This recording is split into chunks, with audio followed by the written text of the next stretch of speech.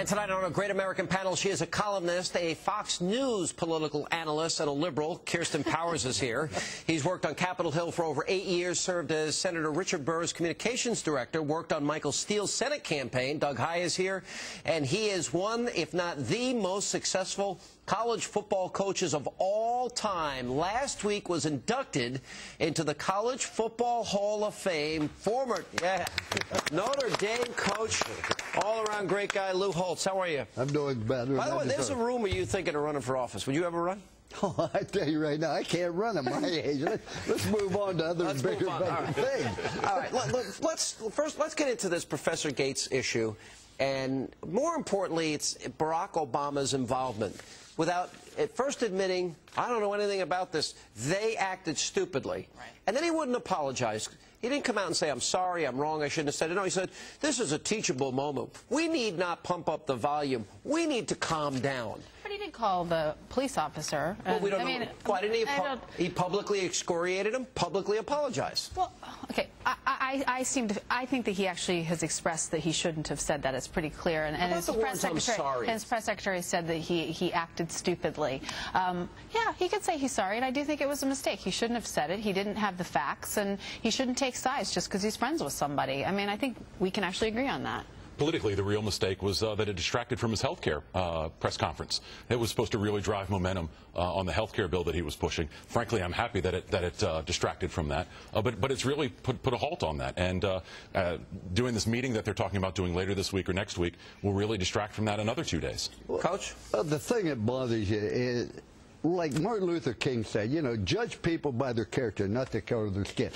When I was growing up, which was many years ago, what you were taught was to have respect for people. It was taught at home, was reinforced in the school. If you did that, respect for parents, respect for elders, respect for the law.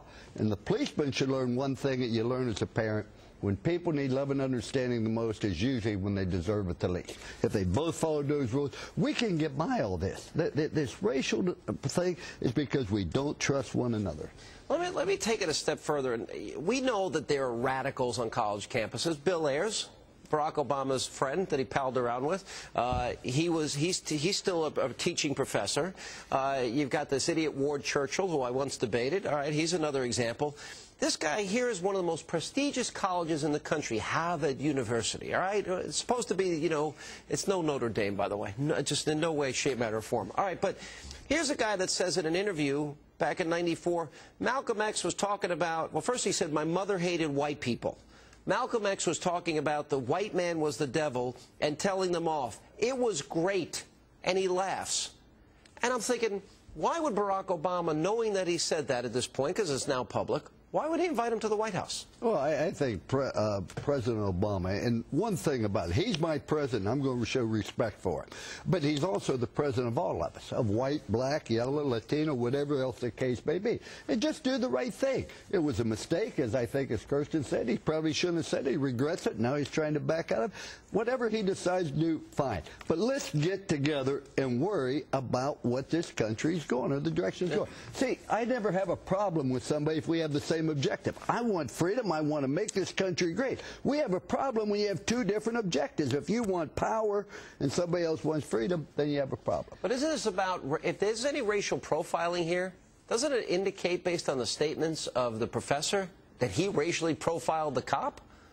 And I don't think, you know, Sean, this is your favorite thing to do, is to pick out one statement that somebody made a long time ago and say, wasn't that long ago. Say that, I don't care. Malcolm X was talking about white man is the devil, and he laughs. It was great. That's not his reputation. His reputation actually is somebody who is very good at working across racial lines, who works for racial reconciliation, and he's not, you know, I don't know what to say. I'll have to go back and look at that, because that uses really the N-word repeatedly. He's attacked Clarence Thomas in a pejorative way. He's attacked Newt Gingrich in a pejorative way. There are a lot of African Americans who have a problem with Clarence Thomas. I don't think that that's a news flash. I mean, I think that this is a respected professor, and I don't think there's any reason you're trying to paint him as some crazy radical. It's like it's Sonia Sotomayor, a white Latina woman. It's, you know, it's okay for Barack Obama. He can hang out with Jeremiah Wright. People don't respond to it. I don't understand the double standards. On college campuses, this is seen as really moderate behavior, though. On college campuses, the farther left you are, the more accepted you are, and then you get the tenureship, and it goes on from there.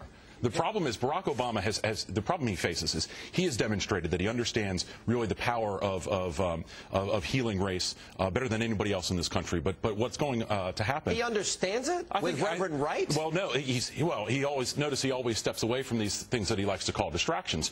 Reverend Wright, Bill Ayers, and so forth. Right. But Sean, you never give any credence to what the generation of black men experienced. These are old. When you talk about Reverend Wright, when you talk about Gates, that they've had an experience. That when they see something, so when he sees this white cop, he has a different experience than other people do. I don't buy that. I was on an airplane today. A guy sitting next to me, a guy named Ron Agard. I don't know a man in the world, but he's talking to his mother. His mother's 85 years old. How much he loved her, appreciated her. And I said, that sucker. I talked to him. He's 20. He was in the Marines or in the Army for 27 years. Great class, great character. We became friends. I talked to his daughter on the phone.